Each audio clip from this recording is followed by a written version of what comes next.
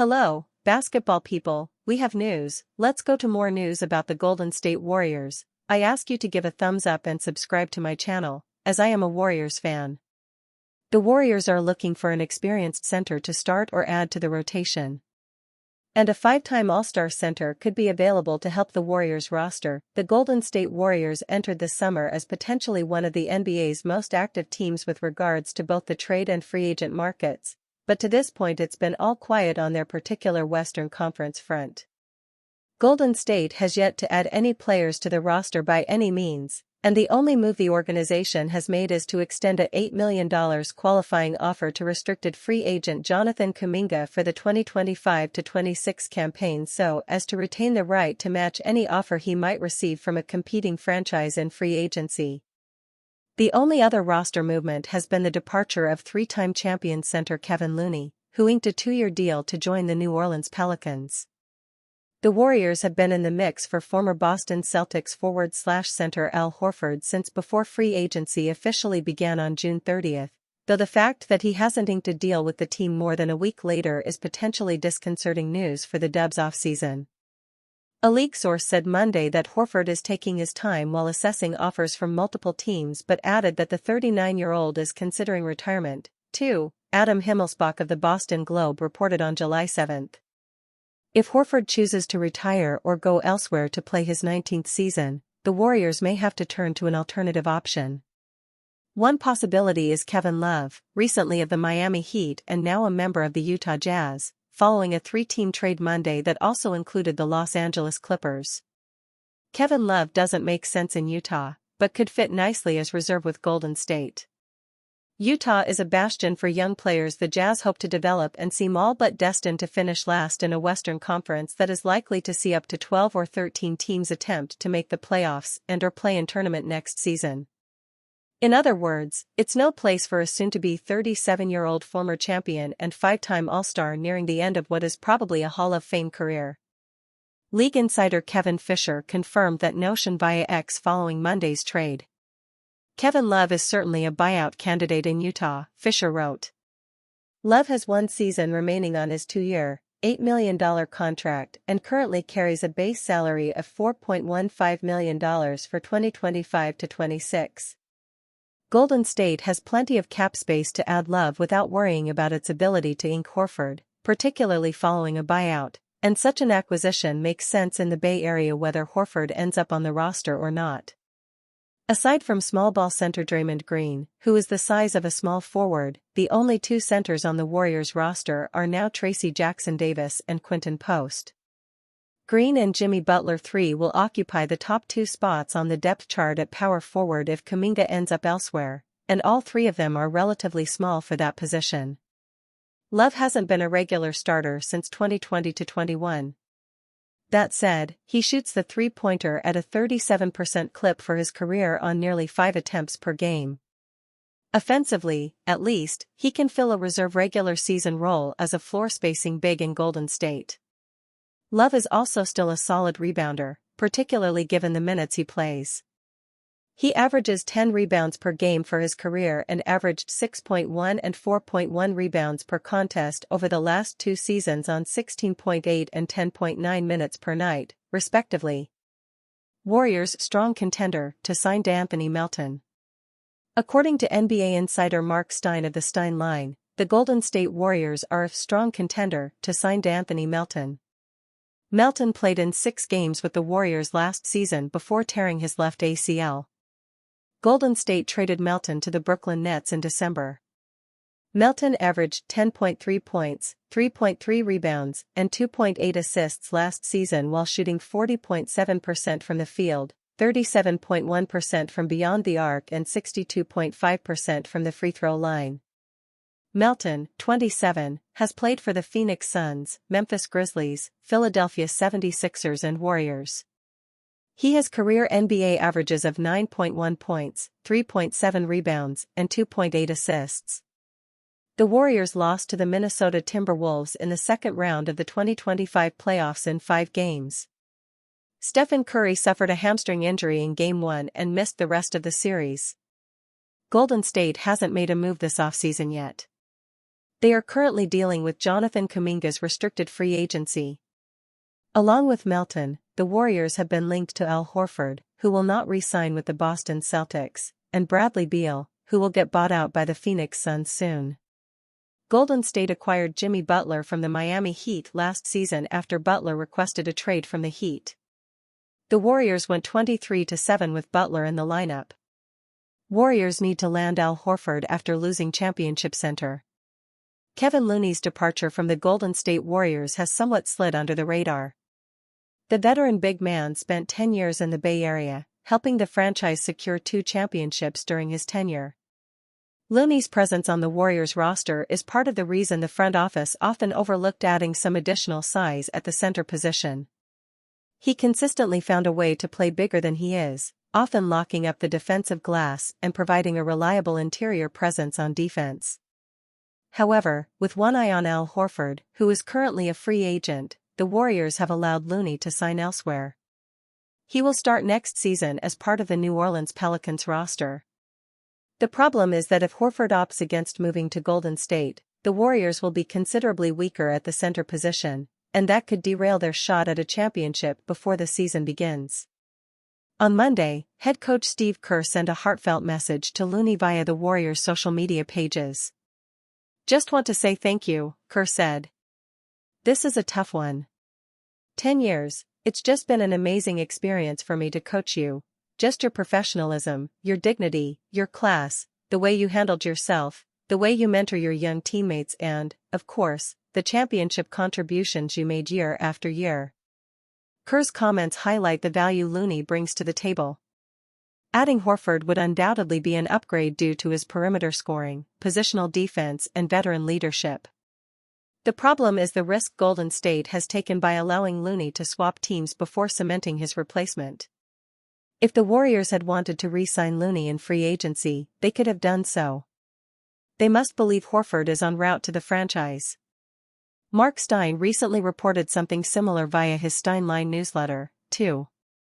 While having the full non-taxpayer mid-level would theoretically provide the Nuggets with the financial flexibility to offer a richer year-one salary to Boston Celtics free agent Al Horford than Golden State can pitch, I continue to hear that Horford is destined to land in the Bay Area, Stein reported. That's despite the fact that the Warriors currently have only the $5.7 million taxpayer mid-level to offer him. Still, the importance of Horford's potential deal with the Warriors isn't being discussed enough. Without him, the franchise has lost its most valuable center without a legitimate replacement.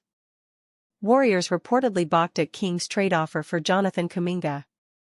It has been an underwhelming offseason thus far for the Golden State Warriors as they have yet to make any moves in free agency despite many expecting them to be active this summer. Of course, the Warriors entered the offseason looking to upgrade their roster around their star trio of Stephen Curry, Jimmy Butler, and Draymond Green, but they have yet to make a major splash thus far. The only moves the Warriors have made this offseason was during the second round of the 2025 NBA draft where they selected Alex Tui and Will Richard. Since the draft, Golden State has been linked to many players in free agency and on the trade market, but they have yet to make a move, and they also lost Kevin Looney to the New Orleans Pelicans. Of course, Golden State is still awaiting a decision by restricted free agent Jonathan Kuminga, who could either join a new team via a sign-and-trade this offseason or elect to return to the Warriors. There have been many teams linked to Kuminga during free agency, including the Sacramento Kings, who reportedly made an offer for the young forward.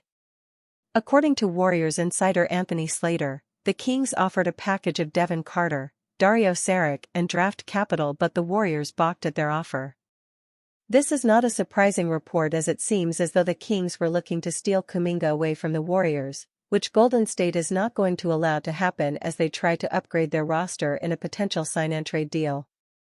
This also sends a message to other teams around the NBA who may be interested in Kuminga, as it is clear that the Warriors are looking for a larger package for their young forward.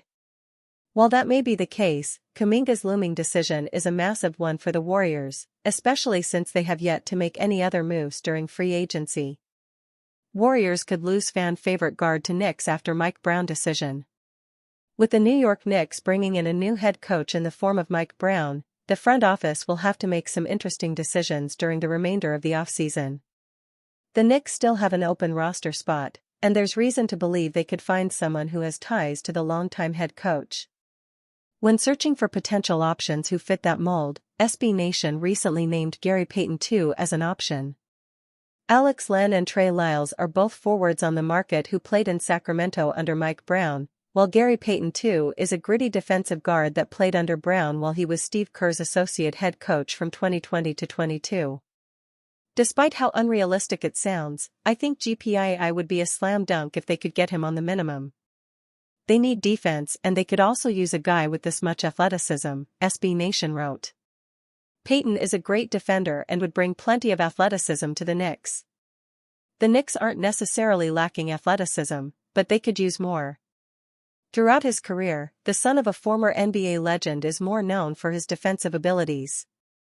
Payton likely won't give the Knicks much on the offensive side of the basketball, considering he's only averaged 5.5 points throughout his 270-game NBA career. However, he's been able to stick around the league for a reason, as he picks up full court and does little things on the defensive side of the basketball. The Knicks would love to have that, meaning there's reason to believe it could work out if he's willing to play in New York and leave the Golden State Warriors.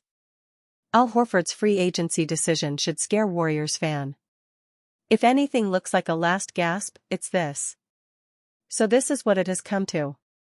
Al Horford wants to be a Golden State Warrior.